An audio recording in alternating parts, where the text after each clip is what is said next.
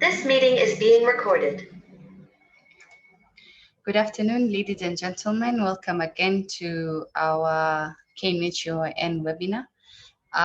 We are going to continue with our Ebola preparedness series, and this is part 9, where the main discussion is on risk communication and community engagement. Our speaker is Wycliffe Martini, who's a risk and communication community engagement focal person in the Ministry of Health. Is here to enlighten us. I think we've had several questions on how we engage the community and how our communication reaches them. So Wycliffe is going to shed light on that. And as usual, you're going to find most of the uploads in case you missed it, or in case you want to get more information, you can go to KNH Research platform and also follow us on our Twitter handle. So Wycliffe, it's a pleasure meeting you. We've had questions, so I hope you would address some of the questions and we can engage further in the Q&A. Thank you so much, Dr. and for this opportunity. So I think I should be able to try to beat the shoes and be able to interact as much as possible with the audiences and try to address emerging issues from the presentation or any other issues which had been asked previously. So thank you so much.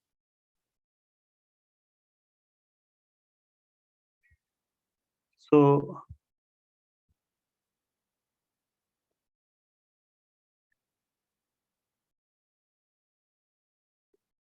you can share your slides. Yeah, okay, kindly share your slides so that we can start. Okay, thank you.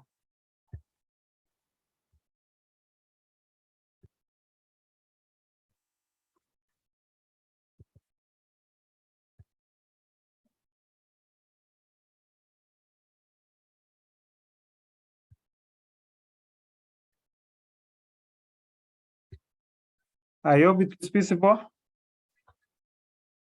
Yes. Okay, thank you so much. As the moderator has indicated, my name is Wycliffe Martini. I work in the Ministry of Health, Division of the Surveillance and Outbreak Response, coordinating matters risk communication, and a member of Ebola Task Force. My presentation outline will focus on some of the goals and objectives, then do an introduction to risk communication and community engagement, and be able to discuss matters EVD, preparedness and response, and especially touching on key components of our health interventions, especially emergency preparedness and response, surveillance, lab, and even points of entry. What are some of the key messages we need to pass? We shall discuss all the RCC strategies approaches, and also what are some of the various RCC activities for various phases before an outbreak, during an outbreak, and even after an outbreak. And then, so the communication object goal for this presentation or for RCC is really to create awareness among a broad spectrum of audiences, and this to provide them with basic information about what is Ebola and the impact that comes with Ebola outbreak. And specific objective include to increase our knowledge and awareness among the healthcare providers on matters of EPD, to increase the knowledge among the general public on EPD, and also to engage policymakers and other stakeholders in terms of supporting EPD response, both in preparedness and response phase. And finally, to mobilize communities to take necessary action against EVD in case of any outbreak. In terms of introduction to RCC, RCC is a key component, and it aims at availing key information in form of messages on the imminent risk of EVD in Kenya. So this is why we are talking risk communication and community engagement, both to the general public and to specific high-risk groups. And in this, the key messages should be able to target audiences such as healthcare providers. It should be able to target the healthcare providers in terms of what is their action. We know we are the frontline healthcare providers, and in being a frontline, we have a lot of issues which will come our way. And so if we create this risk communication early enough, then we should be able to leverage on that information being among ourselves as high-risk groups and among the general public, so that we take the informed decision and be able to act accordingly to what we are expected to reduce the threat or to mitigate the threat of Ebola. And then the other thing is that we need to also, we have various channels of communication, and we need to deploy those appropriate channels of communication based on the targeted groups, so that we can be able to see a behavior change, or we can be able to achieve the desired goal which we want to achieve in terms of risk communication. And then in terms of community engagement, these are key area, because we have to do community engagement. We have to involve the at-risk population, because these are the key people who are at risk. They are vulnerable towards Ebola or any other disease outbreak. And when they are vulnerable, they should be the number one whom have the right information for them to act accordingly towards what we tell them to act on, and be able to have an enabling environment. And we know when you are targeting a community, there are those who will be pro your message and those who are against your message. So when you do an early risk communication, you need to ensure that you get a pool of community who are pro your message, so that they become an ambassador to drive your message to reach more audiences. So in summary, risk communication is geared towards increasing access to our Ebola messages, using a variety of communication intervention or channel to the community, so that they can increase uptake of these messages and take the necessary intervention or protecting themselves. So what is risk communication? Risk communication comes as two words in it. We have the risk component, and then we have the communication component. In terms of risk, we know a risk can be defined as a threat. It can be defined something which is coming to disrupt our normal way of doing things, normal way of living. So when we are talking about risk, there is an hazard, and that hazard, there is a probability of that hazard happening. Take, for example, the imminent outbreak of Ebola in Uganda. What is the risk to us getting that a case? It is high because of the trade between Kenya and Uganda in terms of being a transport corridor, and we have relatives in Uganda and Kenya who have no boundary, irrespective of the artificial boundary which has been set up there. So at the end of the day, we look at this risk. What is the risk of this imminent threat affecting me as a person, affecting my community, and affecting our institution? So we have to understand that risk. And then the communication. The communication is just engaging your target audiences. You engage them. And you have to understand your target audiences before you engage, before you decide on the message, before you decide on the channel, before you decide on the messenger who is going to drive the message home. And then at the end of it, you should be able to achieve effective communication, whereby we get feedback from the community. We get feedback from our target audiences, whether the message we are driving has created some impact. And you will know this by getting a feedback. So risk communication is a real time. So in terms of, it's not the normal communication we are doing. We are talking about real time, that when you are perceiving there is an imminent threat, then you need to communicate very fast so that you can be able to mitigate that threat and ensure that the vulnerable population at risk are aware of this threat, and they are able to take a measured way of protecting themselves, so that you can mitigate this threat and be able to be protected against it. And risk communication uses a multidisciplinary approaches in terms of message dissemination. And risk communication is an important component of public health intervention. So in any outbreak, whether it's a small outbreak, whether it's an epidemic or whether it's a pandemic, so it's a key component in terms of responding. And then we covered and discussed that when you are talking about risk communication, you have to achieve a certain goal. Number one, in terms of risk communication, you provide information to people. You provide the risk managers, the risk assessors, or any professionals like us in this webinar today. We are the custodian of that information. And that is why you have to have the right information to pass to your community of members, to your community of publics, which you command. So as a risk manager yourself, what kind of information are you going to pass through? Number one, it is passing the information about what is this Ebola. Does our community know about what is Ebola? How is Ebola spread?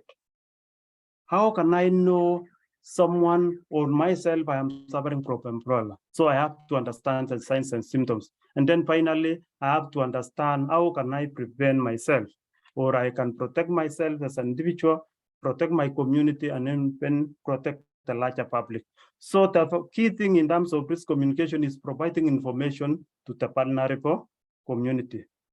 And vulnerable community, if you are working in an hospital setting, your vulnerable community are your clients, are the patients who come to you. If I am working in a county, that entire sub-county and that entire general population becomes my community. So I need to provide that information based on their level of knowledge about the threat. Once they get this information that Ebola is a viral disease caused by an Ebola virus, and I can get it by direct contact with a suspected or a confirmed case through blood, through saliva, through diarrhea, through vomiters, through all the body fluids, then I should be able to avoid that when I am interacting with a suspected case or I hear there's a suspected case. So we need to provide enough information to our clientele in terms of that information. When we provide them with enough information, they'll be able to make an informed decision, because risk communication is about making an informed decision so that I can see myself whether I am at risk or not. Once I make an informed decision, then I will be able to decide on the necessary action to take. So risk communication basically is about three things. It's about providing information, about making informed decision, and then acting accordingly. That is the behavior change component, which we need to see on our clientele or on our high-risk population communities. And when you are talking about risk communication, there are some principles which it is where it is being deployed. Number one is about timely announcement and doing this transparently. Meaning, if I suspect a case of Ebola today, as an institution of Kenyatta, as a university, as a county, as a national government, we should be able to take stock of what has happened and be able to relate the same information to our clientele. Who could be the media? Who could be the, if it has happened in a certain ward, we need to create awareness. We need to inform that ward, that concerned ward, that there's a problem. There's this 1 and 2 and 3, and this is what we are doing to mitigate against the problem. So we need to inform people. We need to inform our community early in terms of what is happening. And then we need to, in terms of transparency, it's about the urgency in terms of time. We don't expect to relate the same information after 1 week. That timeliness has gone, that transparency has gone, because what were you doing with this information for the last 1 week so that you can communicate to people about a certain situation, which they needed to have taken stock of what is happening so that they can take the necessary intervention in good time. So transparency is important. Transparency is about communicating the numbers. How many have been affected? And what is the situation? What is our government, what is our institution doing to address the problem? That is about timely announcement and doing it transparently in terms of facts and numbers. Number 2 principle is about you create or build and maintain that trust. And this is related to principle number 1, timely announcement and transparently. Because when you announce early to your clientele, then they should be able, and then you keep enough figures on what is happening in the ground.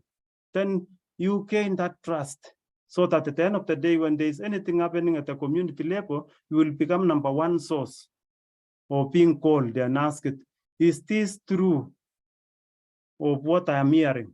There is a rumor going around 1, 2, 3. So what is your take on this? So when you link up timely announcement, you should be able to create, and it becomes a process of building a trust among your target audiences. It becomes among building that trust among your stakeholders.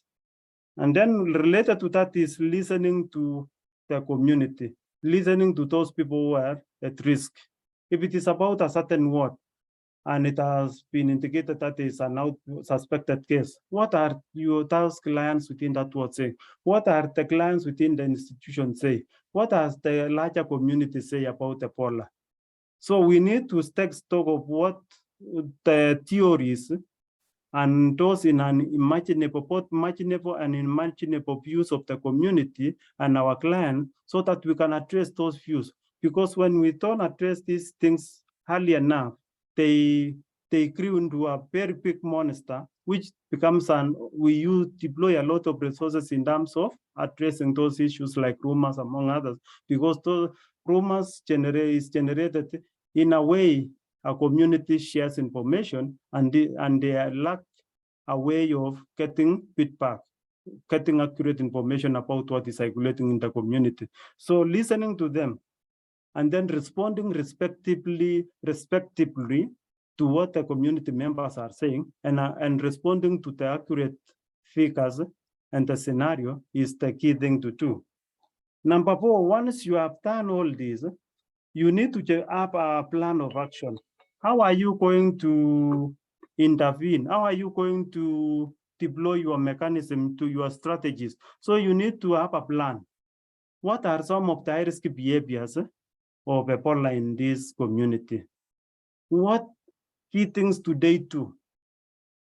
Like cultural norms and practices, like occupation, like what are some of the channels available to communicate to my clients?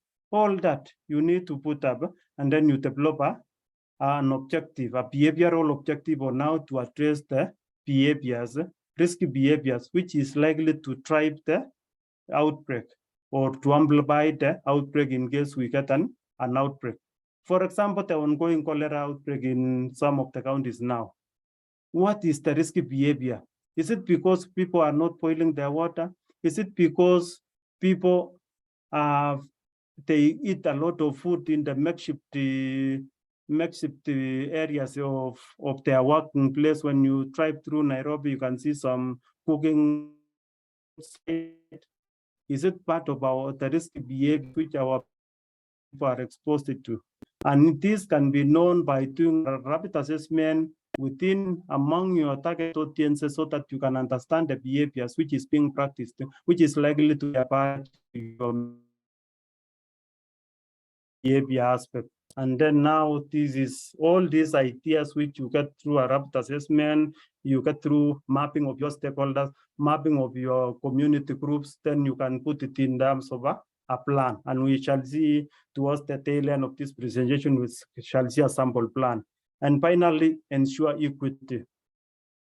In terms of equity in communication is that our target audiences are not the same. Even if you are working in an hospital setting, we know there are some clients who can have the privilege of getting out of the hospital bed and going to have sunshine, maybe outside. There are some who are bedridden, whether they are clients who are precaries, there are clients who have just come from post-operative, among others. So we need to map out all our clients and ensure that we target them in how specific strategies to target them in terms of their status, their occupation, their health status at that particular time. So that is why, and even Are they foreigners? How can we reach in terms of language, in terms of our message to address the language barrier? So that is ensuring equity, that we need to map our clients and ensure that we have mapped them and we have known various ways of targeting the messages to our clients without any segregation and to benefit all of them. Those are the 5 key principles of risk communication. And in that, for us to achieve risk communication, or for us to have ways of doing risk communication, there are around 4 strategies of risk communication. There could be more, but they have been made into around 4. And for you to decide which risk communication mechanism are you going to deploy in a particular setup, it is based on the outrage and fear among your target audiences, and then the hazard at play. Currently, we are talking about Ebola. So how does our population perceive Ebola? Today, perceive it as a high priority thing is fear, high or low, and then what is the hazard in terms of getting Ebola? So when the hazard, when we, based on our surveillance data, when we see we are not having any danger of Ebola, then the hazard is low. And when the community is not frightened, or the fear and the outrage is low, then we continue with health education. We use our health education mechanism platforms through continuous education to our clients, to our colleagues, so that we create that awareness. So that is basically doing health education. When the hazard, for example, we know there's a lot of frequent trucks flying Mombasa, Nairobi to Kampala on routine basis. So what is the threat along the air transport corridor? Malaba, Busia, Eldoret, Nakuru, Nairobi, Makueni, all through to Mombasa. Along that transport corridor, we need to deploy something called the precautionary advocacy, that we need to raise awareness in terms of the risk, that there is a possibility of getting Ebola along this transport corridor anytime because of the risk factors which is driven by the truck drivers. However, at this particular time, because of the measures that we are putting at the points of entry in terms of surveillance, doing surveillance screening at the points of entry, technically the level of the community doesn't know. Basically, the community doesn't seem to be a problem. And you can see when you go to Malaba or Busia, they are just crossing over through the POE. Even without the screening, they use the informal routes, and even the communities living around the border areas, they are not serious in terms of reporting those people who are flouting the law by coming through the informal channels. So in this, there's a high risk of introduction of the hazard to that community because people are just coming through the informal routes.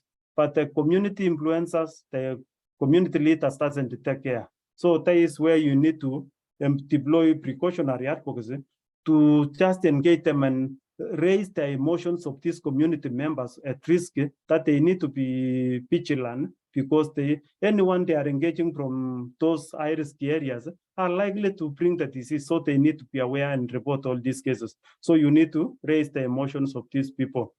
Then we have an area. Last month, I know some of the counties in the western region, they have been having suspected cases, and we have seen now communities has been frightened. Some of this information has gone to the media saying breaking news, a suspected Ebola case in whether Kakamega or Busia or wherever. Based on the surveillance data, the media has been able to get this. So the outrage of the people or the community there becomes so high, but the risk, because we know maybe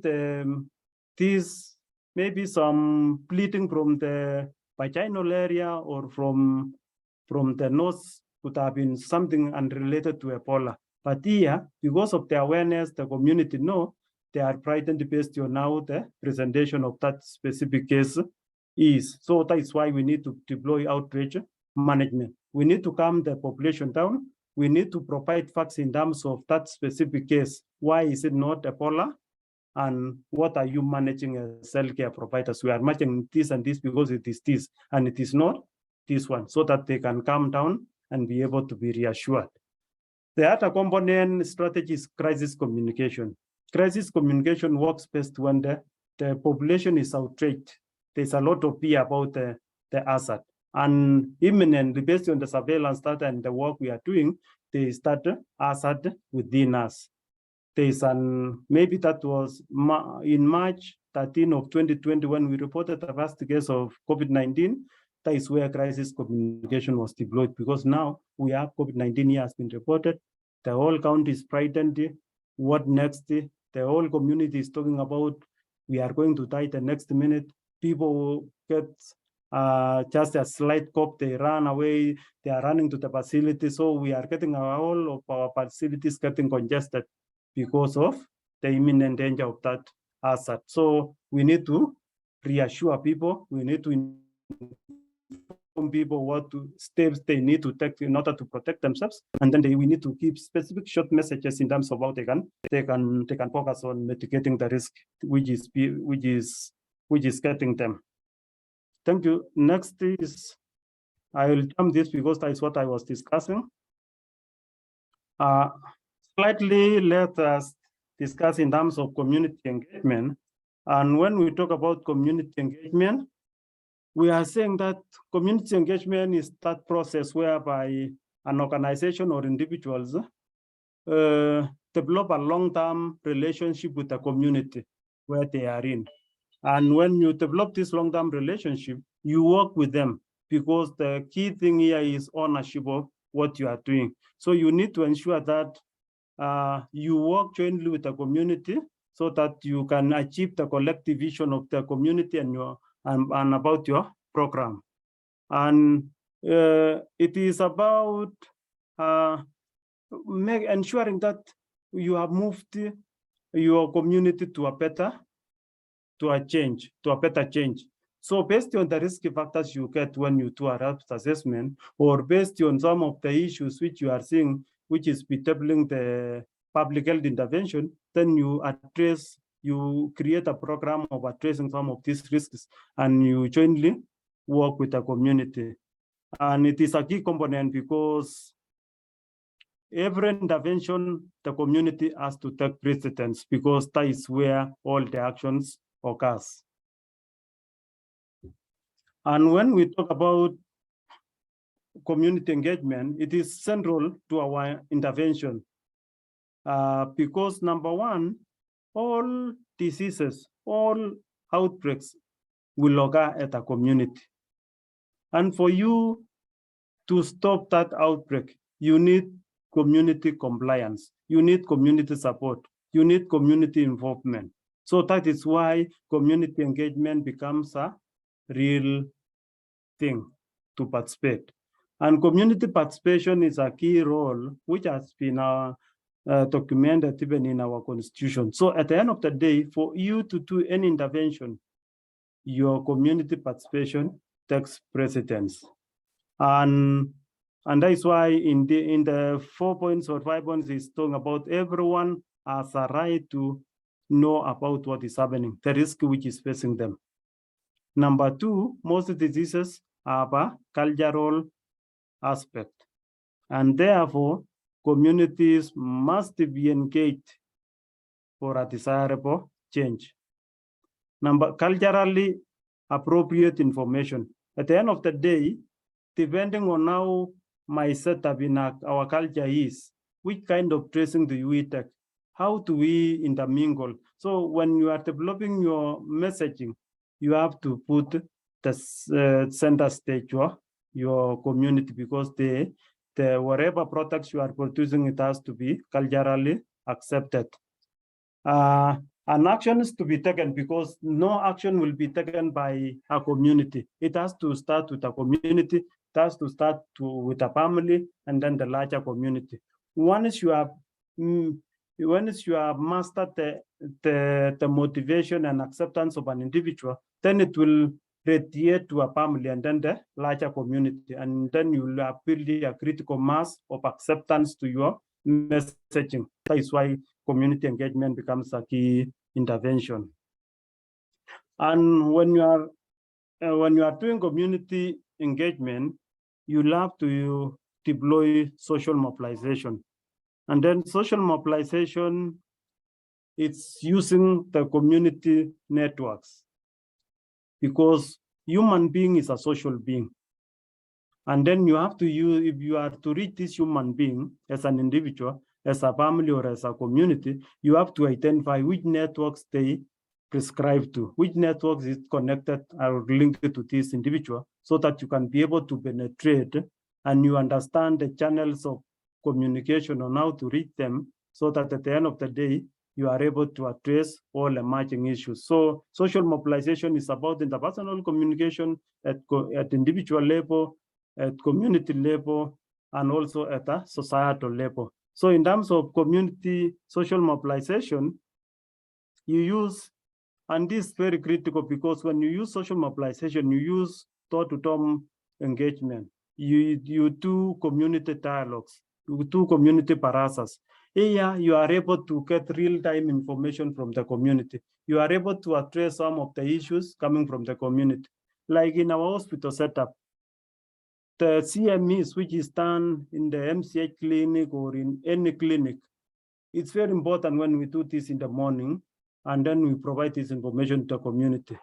There, when you have that dialogue with the community through the CME to our clients, then you will be able to get some of the first-hand information from this community. And when you get this, you will be able to reassure them, and you will be able to address some of the key concerns of this community, so that they go home preaching the same message to their household members and even to the other community members. And here, you'll have a multiplier effect in terms of message dissemination through the social mobilization.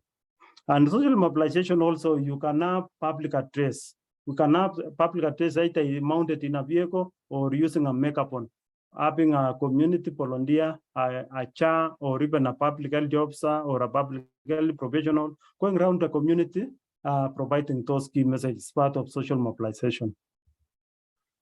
In terms of some of the actions for community engagement, is number one is reaching out to informing the community of a policy direction, that when you are doing community engagement, you need to, if there is a policy direction in terms of how people will be acting in case of Ebola. Number one, we shall have issues in terms of burial practices.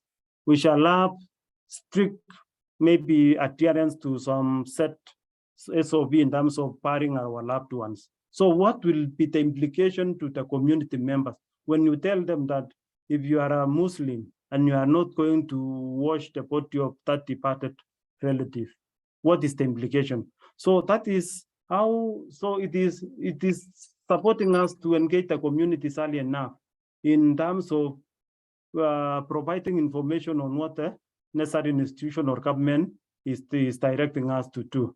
And this is important because we need to engage these communities early enough in those policy direction, which might affect their cultural norms, their religion, and even the way they do things. Number two is consulting the community.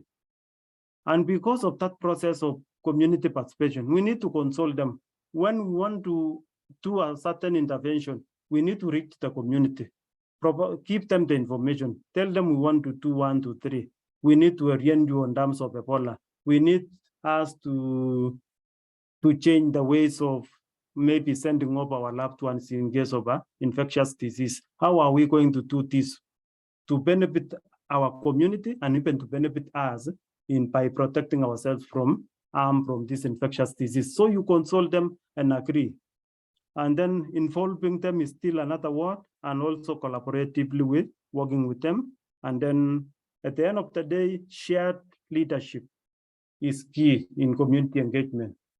You have some leadership as an health professional. You have some leadership as a manager in that area. But at the end of the day, you need to ensure that your clients or your community of audiences has a role to also contribute in making decisions in the best way of mitigating that issue at hand. The other thing, some of the challenges in community engagement is number one, maintaining community involvement over time, especially when, like for example, COVID-19, we have been battling COVID-19 since 2020. Now it is 3 years. So if over time, people become fatigued. So that is the key challenge, that people decide being fatigued because of doing the same thing repetitively. So along the way, you will be able to, you might lose some of your followers. And then overcoming differences between the responders and the community. There's a lot of people, once they see there's an response or preparedness being done, they think that the government has released a lot of money for this intervention, and everyone needs a share of this. So if they see that you are not providing anything, even for tea and snacks for a meeting, they will say you have eaten the money, you are doing the wrong thing, and they will not come next time. So there are those differences. And then working with unique aspects of vulnerable population or hard-to-reach population, like pastoral communities, like the truck drivers, like the sex commercial workers, who could be an high-risk population along the national route, because some of their clientele will come from Uganda, and you don't know whom they have been exposed to. So some of working with this unique population becomes a real challenge. And then communities and responders may have a perceived risk in, they don't have the same way of perceiving that risk. So it becomes a problem trying to ensure that we are in the same direction. And then communities have complex social dynamics and changing power relationship. Some areas, some power sharing could be matriarch, could be patriarchal, whereby women are having the say in one community, in another community, men are the ones who have the last shots. So we have to understand all this. And then conflicts, imbalances in level of engagement. So we have to resolve conflicts in good time. So communicating risky pre-outbreak is on preparedness phase. And then during the pre-outbreak phase, what we are saying is that we need to have a public health emergency management subcommittee in place, or coordinating committee in place for all the sectors. And I know those colleagues who have came before me, whether it's on surveillance, whether it's psychosocial support, whether it's on WASH, they say that having a management team in place is critical to support coordination activities. And it is the same to risk communication. And for this particular preparedness, risk communication has been meeting like almost daily, virtual, not basically face-to-face, but also virtually, to discuss issues of preparedness. And then number two is that we need to develop and review our communication plan in terms of who are our high-risk audiences, what are the risk behaviors, how can we change these behaviors, which strategies can we deploy to change the behaviors, and then which activities do we need to deploy, who is implementing what, and who is going to support what and what. So we need to ensure that all this is in a plan. And then we review the required, in case there's something which needs some legislation, like when we were working on issues like masking. Someone goes to court and say, why are you doing this? So we need to ensure that at this particular time, we have the relevant legislation in place to support our interventions. And then with this, the time to map out all the logistics we need for risk communication, whether it's IC material, whether it's mass media, and all that. And we need to ensure that we have identified the such staff, or the staff who will be rolling out our risk communication intervention at our institutions. And then we need to develop, pretest, and print and deploy IC materials in good time. And then we need to ensure that we do training. And that is why the KNH institution And University of Nairobi has put this webinar as part of reorienting the staff and the management team in terms of EPT, preparedness and response. And then we need also to identify and train spokesperson for KNH, for University of Nairobi and any other institution. Who is the spokesperson? Essentially, it's the CEO or the designated person, designated or delegated that role by the CEO. If it is a county, it's about the county director, the CEC, or the chief officer. If it is at the national level, it has been the director general or any other, or the CS or the PS, based on delegated powers. And then we need to develop and update the required modules based on how the situation is evolving. And as we continue, we need also to develop and share SOP for social mobilization and risk communication. And I think in the larger SOP for Ebola, there is a big role around 6 SOPs for risk communication. How do we do stakeholder engagement? How do we do media engagement? How do we do social mobilization? All that is in the larger booklet of SOPs. And also integration of risk communication in the overall emergency contingence plan or response plan, which we already done this at the national level. But every institution needs to develop their own contingence plan, a minimum. How will you respond? How will you do risk communication? And how can we go forward about it? And what are some of the channels which are used to reach on our audiences? And then ensure communication coordination is in place. And also we conduct some sensitization and public awareness through mass media, maybe radio and TV sports, maybe talk shows. And also we can do community dramas, public address, which I had indicated, meetings and barazas. Communicating risk during an outbreak is that we don't need to wait until an outbreak occurs, because you will be late and no one will listen to your message, because the fear among the population will be very high. So trying to address that fear will be a real problem. So we need to ensure that we start our risk communication activities early enough.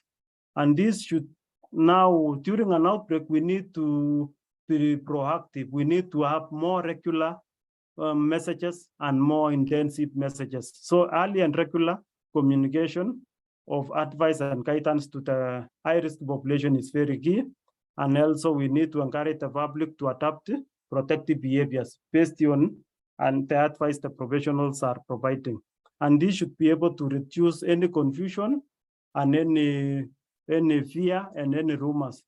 Really, that is the essence of communicating early, so that you are able to get hold of your audiences and you become the only source of information, so that anything beside you becomes a rumor. So you need to ensure that you have captured your audiences and you become the sole information. Then you will be able to reduce many other confusions. So during an outbreak, you need to engage an emergency operations center. If there is no emergency operations center, you need to develop something close to that.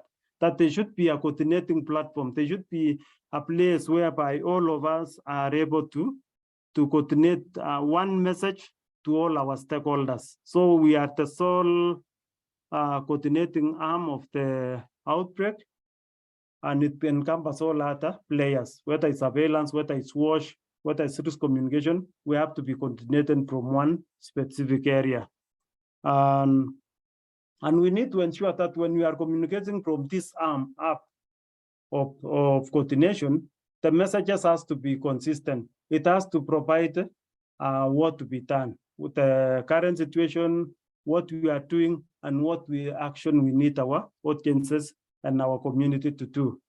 And then number 2 is communicate with our partners. We need to ensure that all our partners who are supporting us get all the information from us. If they are going to assist us in communication, then the key message should come from the coordination committee or the coordination arm of the outbreak or the response. So there shouldn't be no silos in terms of one partner communicating the way they want, they decide to go on their own. No, the coordination has to be managed by you, the team lead of the outbreak. And then we need to ensure that we also communicate to our affected population. And this one will be based on the channels available, and it will be based on the platforms which are available and the audiences. What are their preferences and where can we get them? Most of the time, where to they engage themselves? What is in the ward? We capacity build all our ward staff so that all of them can be able to provide information to this staff in the ward. Whether there are people who are coming to clinics, we need to ensure that there's a way at a specific particular time we are providing information to them. Whether it's to the larger public, then we need to reach them through press release, press conferences, television, and even organized community parazas for them. So it will depend on the platform. You need to segment your population based on your target population. What is their preferences? Where can they be found? And what's the best message to reach them? And how can I get feedback from this population? In terms of media is a key component. And media, we should not shy away from engaging the media because they will brand us negatively. But media, what they really need is that you need to engage them oftenly. You need to provide them with a situation. How is it? You need to even do media cafe to these people through the spokesperson and be able to have a media cafe. You do a presentation on what you are doing occasionally, and then they ask questions, and then you provide the numbers where in case they have any other query, they need to reach you. So I think that is very important, reaching them always and having a catalog of the journalists and the key media houses so that whenever you have any information you want to disseminate, you can reach them in short time. And then when you are communicating to the healthcare workers, this is one of the forums, but beyond this, specific healthcare workers can be reached through IEC materials. They can be reached through one-on-one dialogue with their associations. They can be reached through their ward in charges or their county or sub-county or institutional in charges. So we need to ensure that we know the forums and we need to segment our healthcare workers based on we profile so that we know who are high risk, which information. But we need to ensure that we reach everyone, not only the healthcare workers, but even the supporting staff, even the casuals, even the mortuary attendants. They are very crucial. For Ebola, we know the dead body is so infectious. So we capacity build even the mortuary attendants to a level whereby they know what to be done. Yeah. Some of them, they are given some money so that they can trace the dead body before they release to their loved ones. So which body do they need to be critical in terms of which body they need to be to take care of, or they need to ensure that during an outbreak, all bodies are infectious and then they take the necessary precaution. And then for the health institutions, do we provide them with the necessary materials, PPE, that is able to protect them? So I think those are some of the things. We need to segment our population based on the risk levels, and then we provide them with commensurate PPEs, which is necessary, and we communicate to them on the best use of those PPEs. Communicating after an outbreak, here we talk about we need to be doing an evaluation of the entire RCC intervention. What went well, what were the challenges, and what are the available future. We need to develop an RCC contingency plan for addressing other future challenges. And we developed the plan. We need to 1 week ago, we had this simulation which was going on, so it was good. Simulations are important to tell us how prepared we are and what are some of the gaps which we need to address. And then we continue with preparedness activities.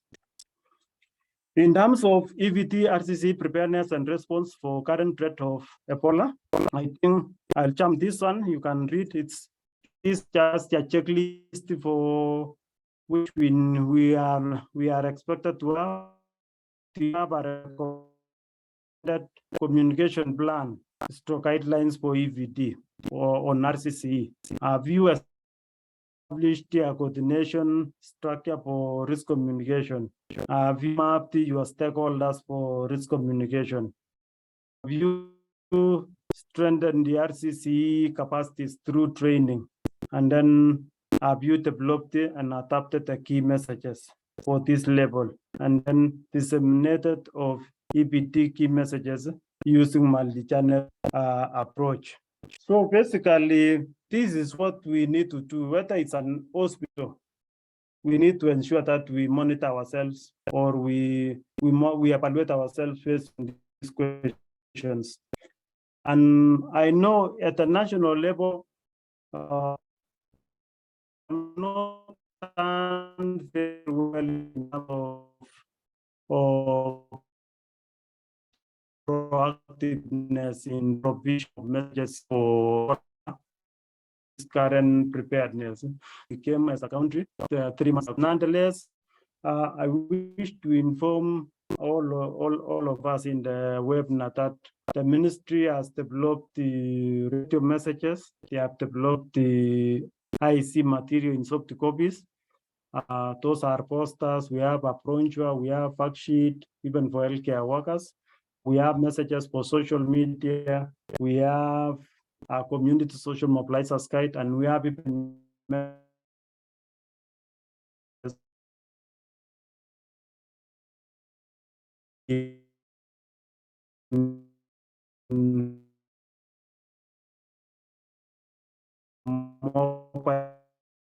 your phone.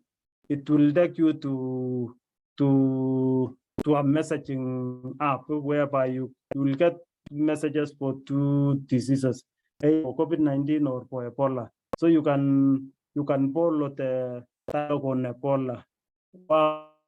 I think that we have a variety of around 14 messages in 119. So all our public can access this *718# and you can get some messages in it. For IEC materials, we're supported by on the western line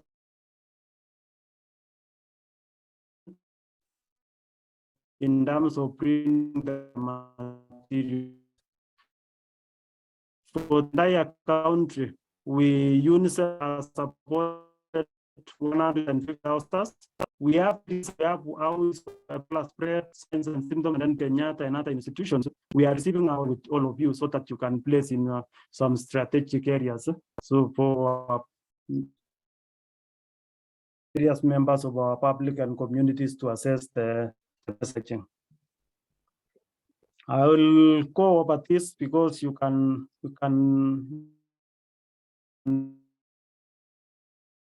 in terms of coordination, then we know all levels from national to the community, the counties have to have a way of coordinating RCC. We have a technical one group for your institution for risk communication. You need to have a team lead, and they can always be either they link with the county or even meet directly.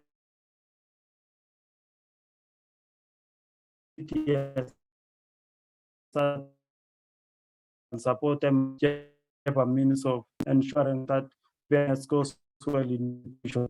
So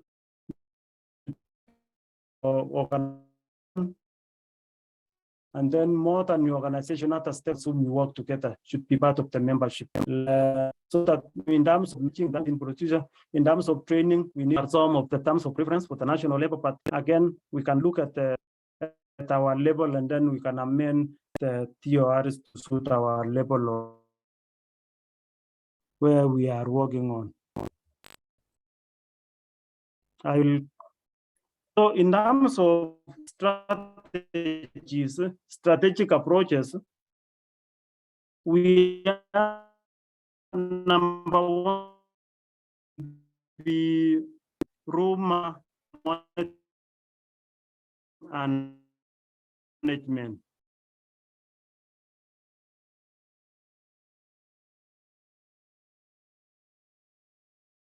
In institutions, we have and be able to monitor rumors.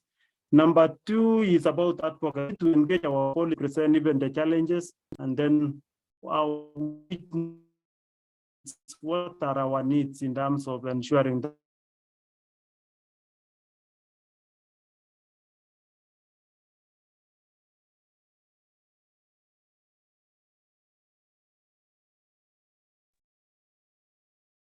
hello, am I still audible? Yes, you are, but I'm losing you. I'm not sure if it's my network or yours. Okay, sorry, because I think there was a problem with a bit of connection. I don't know where I started getting lost, but in case of anything I can repeat, maybe I can finish. Then if there's an area I need to repeat, I will repeat. No, it was barely a minute, so. Okay. Yeah, did you complete? So some of the approaches for this commission is taking on issues of monitoring rumors, even in our wow. Wycliffe, Apologies now. I'm sorry, Wycliffe. Wycliffe? Yes. Yeah, we can't hear you very well. About now. I can't Hello. also see your screen. Yeah, I'm sorry, I'm struggling to hear you.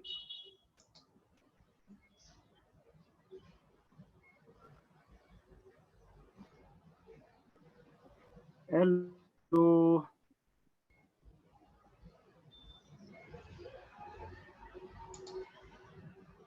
Hello. Yes, Wycliffe. Can you hear me now? Yeah, much better. Oh, sorry. There's been a bit of interruption with the network. Okay. Thank you. So I was indicating that in terms of some of the approaches for RCC intervention, we need to do rumor monitoring and management. Once and this can be done through use of hotlines and maybe use of our networks in the ground so that they can be able to provide us with information. And then we need to respond to this rumor in good time so that it doesn't bring us a lot of problems. Number two is doing advocacy. We need to reach to our key leaders, our key influencers, and then maybe medical associations. We need to reach out to our CEOs and other managers so that whenever we have an issue, they can reach on those higher level. And because of policymakers, they also have a great influence on our communities.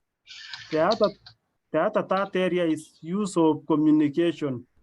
Communication, you use many variety, whether it's radio, whether it's TV, whether it's all social media, we need to use those forums. And then social mobilization, I think we have talked about this. So those are some of the approaches available for this communication. And then in terms of summary of EBT prevention and control measures, we are talking about epidemiological surveillance and tracing. We are talking about the rapid response team, laboratory, case management, infection prevention and control, psychosocial support, and then safe and dignified burial. In terms of epidemiological surveillance, we need to ensure that we have a good system of tracking of knowing our community. And once the first case is detected, that case is very critical. It might come through a points of entry, whether by road, by air, or by lake or sea. So we need to be, and within that area, there is a community. One of the communities could be KNH. If we have a case in Jomo Kenyatta, for example, the referral facility could be Kenyatta National Hospital. So So we need to ensure that we work seamlessly with our points of entry colleagues and even our community members, so that whenever we get a call from whichever direction, we can be able to be prepared. And then we have a surveillance team who can be deployed in good time to go and respond. And when we are deploying this team, but in this surveillance team, we have to have someone for doing risk communication. They go and raise awareness from that first instant in terms of the patient itself, in terms of the community who are with the patient. So we need to ensure that we have someone in this communication who can support issues of raising the awareness and reassuring the public. And then we need to ensure that at the points of entry, whether it's an hospital or an airport, we have to have a designated place to put a suspected case. And at the health facility, screening the suspected case, we need to ensure that we have an isolation place where they'll be kept. And at the community health volunteer or an informant within the community, they need to inform an RRT. So we need to ensure that when we are working with our communities, our informers, and even our healthcare workers, we have a system whereby they can relay information to us, whether we are using the hotlines, we are using whichever channel, but we should have a mechanism of getting information. And what is the implication for RCC at the points of entry? Persons arriving at the points of entry need to know, number one, that they will be screened, that everyone will be screened, and they need to know the importance of why am I being screened? Even in the hospitals, if we are telling people we need to screen your temperature, we need to screen 1, 2, 3, we need to provide that reassurance and that information to these people, the reason why we are doing this. And then number 2 is how the screening will be done. Will this screening involve taking the blood, or how is it being done? So we need to provide our clients the reason why we are doing the screening and the procedure of doing the screening. And then what is the outcome of the screening? What happens if I think I am a suspect? And then what happens if I am not a suspect? So those are some of the information for risk communication that we need to build that rapport from our clients early enough. So some of our primary audiences in this particular case now will be travelers who are entering the country from the affected area of Uganda. And then our secondary audiences will be the POE staff, who is likely to come with the first case, or even our clinic staff, maybe casualty, or our clinics where the case might come through. So we need to capacity build all these staff that they need, whenever they get a suspected case, they need to reassure them. They need to reassure with their families, and then even the other travelers who are moving with them. And then we need to start about contact tracing. And then we need to raise that awareness that we might take you to isolation. Some of the things which you might not be doing in isolation is 1, 2, 3, and this is taken because of 1, 2, 3 to protect you and to assist you. And then in the health facility, for example, suspected case needs to know what action will follow, including being moved to isolation unit, and then the interim management on the results of that patient. That I'm waiting, there might be some blood which will be taken. So the primary audience here is that suspected EVD case. And then the secondary audience will be the healthcare worker who is dealing with that in that suspected case. The healthcare worker to inform the suspected EVD case about for how long will they be waiting for the results of to come out from the lab, and during that time, what is expected? If they are negative, what happens? If they are positive, they need to be in isolation until the time when they will recover, and then they will need to be put in this treatment. Some of the people will be taking care of them, they will be in PPE. Why are we in PPE? And now, why are we going to restrict some clients visiting them? So all this information has to be provided to this client so that we get commitment from communities. They'll be volunteering information because they know when they are taken to isolation, it is not on as states. Apologies, Wycliffe. Yeah, Yes. we can't see your screen. Oh. And give me a minute.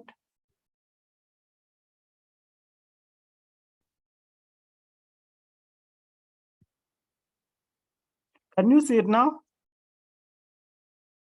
Hello. Yes. But it's not on slide view. Yeah. Sorry for all this. It's okay. What about now? It's great. Okay, thank you. So I was in the part of the health facility that we have when we are dealing with our clients always, we have a primary audience. The primary audience is our main case or our main client who has come with a certain problem. And in this, we need to keep the information about the situation of that client in terms of the problem, that is the disease, in terms of the management, in terms of what we are going to do with them, whether we are going to take any specimen or not, and all that process. That is for the primary case. In terms of the secondary is the person who is intervening to help that client. In this case, if it's an health facility, it will be the healthcare provider. So the healthcare provider needs to inform the primary case, who is a case now, on what is expected to be done to him, about management, about that some of the healthcare workers managing him will be in PPE, that within the facility, you will not be seen by your loved ones because we are protecting you and them from being contaminated. All this information has to be provided when you are admitting any clients or in the first contact of the client. And then the tertiary audiences are our caregivers and the contacts. So we need to ensure that we do contact tracing of these cases. We need to inform caregivers what is the reason why we cannot go and see them. We need to inform caregivers in case of an unfortunate situation, we lose someone, why they will not be pairing the way they usually pair. So we need to keep all these caregivers and contacts, all that information, and then we need to do contact tracing. Same way to community members. Our primary case within a community is a suspected case. Our secondary audience will be the healthcare worker to inform the suspected case. It's the same thing to what happens at the community level. So for RRT, the key points for RRT is that the RRT has to be multidisciplinary team that ensure there is a coordinated detection, investigation, and rapid response. So RRT, risk communication personnel has to be there who will support issues of messaging from that point. We need to educate the suspected EVD case on subsequent action in terms of evacuation to isolation, why we shall be doing contact tracing, among many things. So that is how it will be. In terms of laboratory, these are key areas. We need to ensure that we take the blood safely, we package it, and we transport to the lab. So for our suspected case, they need to know how and why the specimen is being taken. Why is my blood being taken? Maybe some people will say you are going to do some nasty things to the blood. So they need to be oriented why we are taking blood, where we are not taking saliva the way we are doing for COVID-19, and yet it is a virus. And then why the lab staff is wearing PPE, and then what is the turnaround time of getting the results, and then what will happen when the results will done, whichever, whether positive or negative. And then we have who is our primary audience, the suspected case, secondary, the lab, and then tertiary is the caregiver and other contacts. So all this will apply to the rest of the area of the things. Let me skip this because of time. And then for the psychosocial support, I know there was a discussion on Thursday or Friday about this. It's vital to ensure the well-being of the affected population and to counteract any threats to public health. So some of our primary audiences during an outbreak or EBD will be the suspected and confirmed case. And even the healthcare providers who has managed this patient and their families become the primary audience. We need to address their concerns because they are very key. They are in this. Our secondary audiences will be the psychosocial service providers. So we need to ensure that we have identified these people, we have trained them, and they are providing information to our audiences. And then the secondary will be the community leaders, the social, political, among many other leaders within the community. In terms of safe and dignified burial, we are talking about Ebola is an highly infectious disease, and therefore care should be taken by all means while handling this case. And then how will be the procedure of sending out? So we need to ensure that infection prevention measures are adhered to. And then the final rites, which they usually do, like tracing, like washing might not happen, but we are ensuring that during the final rites, they can participate with the supervision of a trained personnel when they are laying off their loved ones, so that we can have community buy-in on whatever interventions we are doing. So it's almost, I think I have another 35 slides. In terms of dynamic listening, we have to know what your audiences is thinking and what are they doing. So that is the perception when we are talking about a rumor. And then know what your audiences are concerned about. So we need to know what are some of the concerns of our clients and then know what to say. So that is your message now as an healthcare provider, and then know what to do. That is the feedback. Whenever there is both and pro, so you listen and then you respond based on those 4 key points. When you want to identify rumors, is that which rumors do our stakeholders care about? What is the main problems or core rumors which is going out? Which rumor do we care about?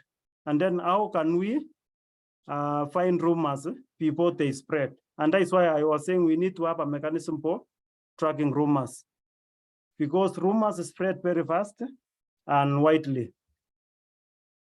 And then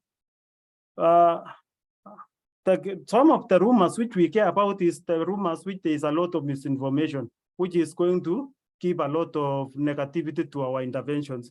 And then the other rumor is about mis and harmful practices, like there's no problem, we shall continue washing the bodies. What the healthcare system is talking about is just the rubbish to them. So that is some of the harmful practices which we don't address, it will interfere with our work. And then information that harm our reputation as an institution or some of the interventions. And then information that pose a public health risk. So those are the classes of rumors which we should be alive to, and we should respond to them. So the rumors spread by person to person, by media, by in the internet, even SMS and even WhatsApp. So you know this. Those are some of the channels where you can rumors spread very fast. And then monitoring for rumors, we say you need to monitor mainstream media. You need to, and then use the mainstream media, hotlines, social media, website, all of those ones. Those are a way of, and in large institutions like universities and KNH, among many other big institutions, we need to have a social media personnel who are going to be looking through some of our main social media platforms to see whether there is any rumor which has been talked about that specific thing. And then addressing a rumor is either you can decide to, it depends on the power of the rumor. You can wait for the rumor to die or you can respond. But this one is based on the magnitude of the rumor and the impact it will have to our public health interventions. So you can have meetings. You can decide to silence. You can simply deny. You can address the rumor directly. So this one, it will depend on the impact of the rumor. So you will pick on any, which one do you want to use, based on also the speed of how the rumor is spreading and how it will damage your reputation and interventions. So you can, these are some of addressing the rumors. Also continue. Rumors fly in absence of credibility and frequent information. If you don't engage the media good enough, they will start their own rumor to poach you, to make you speak to them. So they have a way of how to tackle with you. So you need to communicate and engage early. You need to be transparent with the information on what is happening. You need to listen to what applies, what the community is saying. You need to show empathy on whatever thing which has happened partly. Then you need to provide information on what it's being done. Yeah, and then you need to tell people what they need to contribute towards your success. So when you are targeting the rumor, you need to target the source, because that is where the fire is burning from.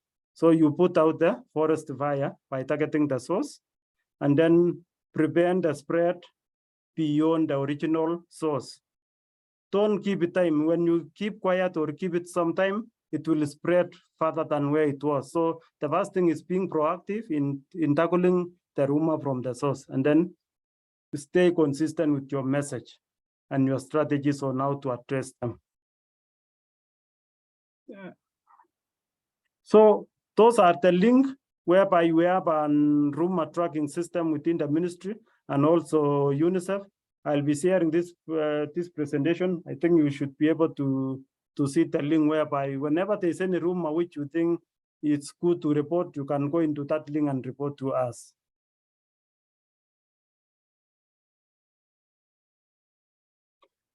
So in terms of creating an enabling environment, one of it is really to have a risk communication system through coordination and having a team who can do two stakeholder mapping, and then you identify and train personnel who will support you in risk communication, and then you develop a risk communication plan. And then after you develop a risk communication plan, you need to orient people or stakeholders on the plan and the procedures of risk communication. And then you need to prepare a detailed budget for implementation. And then we are talking about behavior objective, and then you develop strategies and activities to address the behaviors.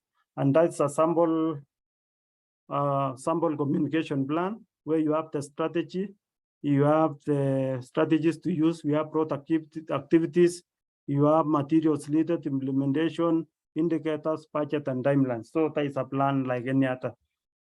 In conclusion, we talk about human behavior is complex and influenced by multiple factors over a long period of time. So it's something which you cannot change by in a day. And then proactively communicate messages will save the situation, including the current EVT. If we have any impending threat, so we need to ensure that we release our messages in good time. Access to information alone does not translate to action. So when you give people information, you have to do more. You have to continue engaging people, and then so that they can, and then you need to do this one consistently and repetitively so that the message can sink, and then they can see the research. And then you need to use a variety of other channels to intensify your messaging. And then participation of the intended beneficiaries is important. And then communicate actions that are within the laws, policies, and regulations of the country. So I think that is the end of my presentation. Thank you so much for listening to me, and sorry for the mischief in terms of the internet. Thank you so much. Over to you, Dr. Thank you too, Wycliffe. You have me on rumors. I'm waiting, I think like every other participant, for you to type it in the chat box so that we can check the link out and give you our reviews as it goes. So I will ask you a few questions from the audience. This is COVID though. What's the current position of the MOH on mask wearing in relation to COVID-19? To stop or to continue? There's confusion. I think, thank you so much for that question. Maybe Nelson can assist me to unshare the presentation. So I think there is no really, we need to ensure that we continue with mask wearing. Mask wearing will assist us because we have known the country was undergoing the seventh wave of COVID-19 because since last month, we have seen an increase in the number of cases. So we need to continue motivating our communities to use the mask, really for other interventions, including the COVID-19. But for Ebola, this might not significantly be a priority because we know you need to. The mask we are using currently is just a general mask. It's and yet we know for Ebola you need to be using N95 so that you can limit you can mitigate the infection through the mask wearing. So I think unless one is using N95, then the others might be it might not be working for them. Thank you. Okay, thank you very much. So the other question is actually a very genuine question. It's the Christmas holidays, and I might have guests coming from Uganda. Am I supposed to not invite them? What am I supposed to do? So what are the guidelines in accepting visitors into your home from Uganda? Okay, thank you so much. That is a good question and very critical. In terms of inviting guests, the government has not banned, they have not stopped any travel for whatever reason. But what we are saying is it will depend on it's an individual, and it's good to seek the audience of the ministry in terms of the guideline. One of the key things is that if something is not a priority currently, it will depend on the zone where the guests will be coming from. But if they will be coming from the 9 zones where we have had Ebola, then it could be in order to maybe to politely stop that travel and now wait until Uganda is declared Ebola free. I know it is around the 20th day or the 3rd week since they reported the last case. And for Uganda to be declared Ebola free, they have to finish 2 incubation period, meaning 21 days plus 21 max 42. So they will be declared around January 10th to see Ebola free if they don't get any other case. So at this particular time, the advice is that restrict any movement to high-risk areas in Uganda, especially those districts which has reported the outbreak, because you never know how the population has moved. But if they are coming from other areas of Uganda, they should follow the due process of coming through the points of entry. They are screened, and then there's no any other problem. They observe they be vigilant in case of anything. They report to the nearest county or the national for any evacuation and subsequent screening and investigation. Thank you.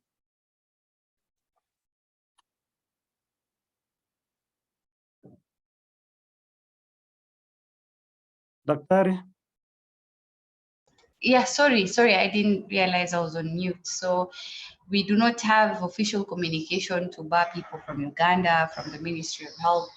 We just need to be careful when they're at the border that they get screened like every other person coming into the country at the moment. So I hope we don't chase away crucial people because of, yeah. I would like to ask a question regarding communication. Let me not ask the COVID one. Let me finish the Ebola related ones. So Emily is asking regarding the community engagement. She's rephrasing her questions from the previous webinars. I believe Emily should be a pharmacy tech in the community, and she is the first contact person for most of patients who have any kind of disease. So how are we targeting them to be a reach for the community in case of in line with Ebola? Thank you so much. If she says she's a first contact, meaning maybe number one, maybe when she's interacting, providing health education on how to use the drugs and even dispensing the drugs, maybe something like that. And if that is the situation, I think number one, Emily plays a key role among other healthcare providers. Number one is that we need to provide some the IC materials to a place of work where she is, so that at the end of the day, when these clients are visiting her, then they are able to see some of the three things we have said: how is bipolar spread, how is signs and symptoms, and then prevention mechanism. So I think one is to empower her with giving her some IC materials to display in our workplace. Number two is for her to share this information with our clients, those who are frequenting our clinic or our pharmacy, so that she can be able to share some of this information, and even she can be able to prompt some of these clients and ask them, have you heard of Ebola? What do you know about him? That will assist us to and others and some of us to measure the level of awareness at the community and be able now to provide an entry point in terms of giving some information to these community members. That is how I see it. Thank you. Thank you very much. I don't know if you've managed to type the link for the, because I did a quick search on Google. It's not as easy as to find it. Do you mind typing it? Let me try. Sorry. Yeah, kindly. Yeah, okay. Any other question?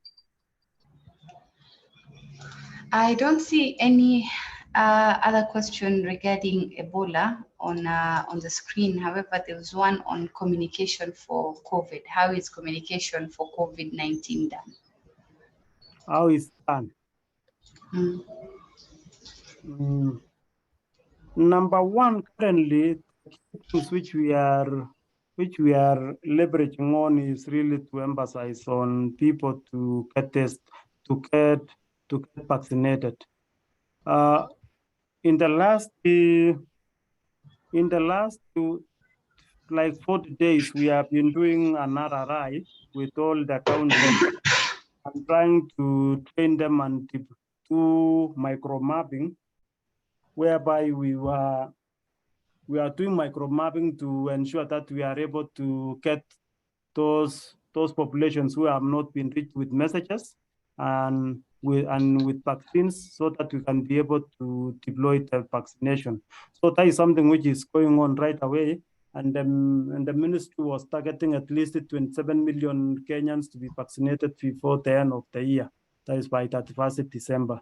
So, and we have been having some messaging, mass media, through the radios, trying to, and especially using the local radios to ensure that all community members are able to get the messages in good time and be able to go for vaccination. So that is what the ministry is really doing, something like RRI, to ensure that we scale up the vaccinations. So that is one. Number two is really doing community engagement. All the counties have been facilitated to with eligible partners have been facilitated to strengthen community engagement. Using the key influencers and leaders in the community, they are doing community engagement activities to ensure that the right message is reached to the population and they are able to get their COVID-19 vaccination, especially for food status and also for children between the age of 12 to 17 years, because those were the new cohort which we brought on the immunization schedule for COVID-19. Thank you. Thank you very much. I will quickly allow the people to check the link, because when we switch this off, it normally disappears. So maybe we can look at that. But maybe you can give us your experience. Have we had any reporting on this rumor? It's actually, quite frankly, the first time I'm hearing about it. So I would like to know, what are the engagement levels on people actually reporting on the rumors? We are currently deploying the rumor. We have not had much of the reporting. I'm sharing a second one. For also, we have a UNICEF supporting us also to check on the same. So I'm sharing a second link on the same. And it has been passively been on, but what we are trying to do now is really to share with as many of us as possible, so that we can be able to see whether we can get more of the reports. But it is active, and we have been getting a view of the reports. Thank you.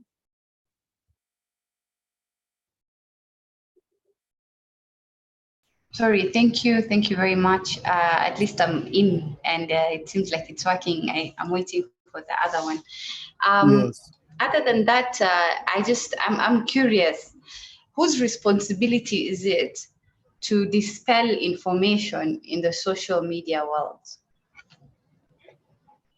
It will depend on the kind of the message.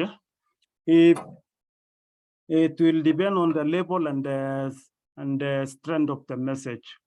If it's a rumor which really is impactful to our practice, to our social and LD or public health intervention, then it could be a CEO in an institution, it could be the Director General, it could be a CEC in a county. So it will depend on the scope, the geographical location of the rumor, and who are the people who are peddling the rumor.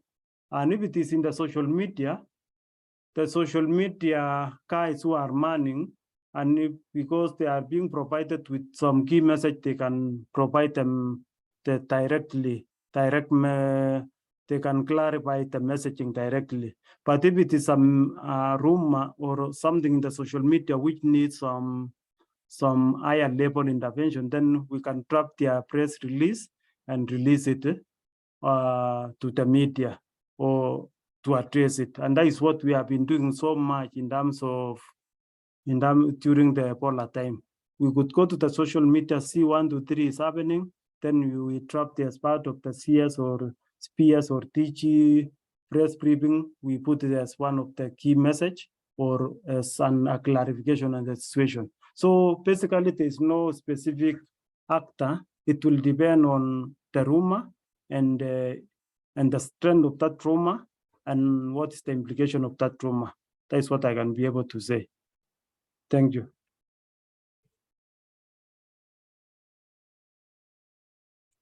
Sorry, thank you very much. So in the interest of time, I think we will call it a day. Thank you very much, Wycliffe, for spending a good part of your afternoon today to elaborate on us on the risk communication. Do you have any parting shot? Thank you so much. What I appreciate, Daktari, and the platform between KNH and UoN. I think it has been a great pleasure to have me make a presentation to you, and I'm always open and ready to partner with you, with all of you, so that we can be able to see that our we can do better communication in terms of disease outbreaks, not only for Ebola or even COVID, but also for cholera and other outbreaks which are across the country. So I tend to think we can partner in all of these areas. I hope you will get my number. We'll be able to, once I get the materials, the posters at the course of the week, I should be able to communicate to you so that I can bring to your office and then you can support us in dissemination. So I appreciate so much. Thank you. And everyone is a communicator. Everyone is a communicator. So agreed. Yeah, at the end of the day, wherever in that desk where you are, there's a message you will pass and it will save someone. Thank you so much. Yes. Thank you. Yeah. Thank you too. Thank you very much. We are very happy and delighted to have you. And tomorrow our session will be on water, sanitation and hygiene services. It will be series 10. One more episode and at least we can officially take the break to our end of year break. So as usual, if you want to find the updates, you'll find it at KNH Research YouTube channel, and kindly follow, subscribe also on our KNH Research channel. So thank you very much, everybody. See you tomorrow at 3:30. Sorry, at 2 p.m. Bye-bye.